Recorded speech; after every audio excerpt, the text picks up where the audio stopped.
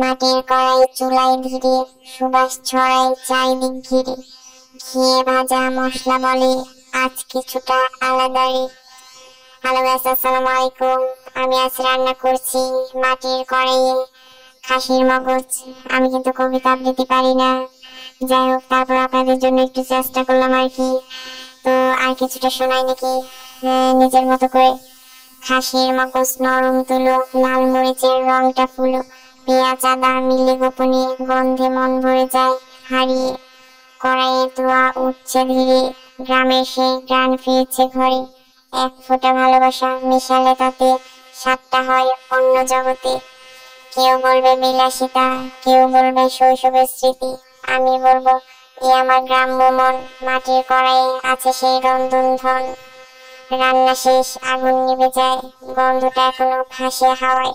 খাসির মগজ মাটির গ্রানে, হৃদয় ভরে যায় এক প্রাণে। যাই হোক গাইস, আমি কবিতা কিন্তু আবৃত্তি করি নাই, জাস্ট ছন্দ আপনাদের পড়ে শোনালাম, এইটুকুই। আপনারা আবার কবিতার ভুল ধরতে যাবেন না। আমার রান্নাটা কেমন হচ্ছে সেটা বলেন। আমার বললাম তো মাঝে মাঝে ইউনিক কিছু করতে খুব বেশি ভালো লাগে। যে মাটির কড়াই আমার ইদানিং এত বেশি ভালো লাগে মাটির জিনিস বলার বাইরে।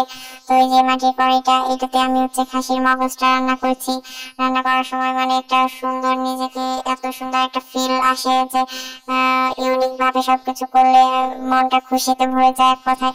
এমনিতেই তো রেগুলার এই যে রাত দিন 24 ঘন্টা বলতে গেলে 3 বেলা রান্না, মহিলারা কিন্তু একদম হতাশায় পড়ে যায়, যে খুব বেশি বোরিং লাগে। যাই হোক, ভালো লাগছে আমার। ধন্যবাদ সবাইকে।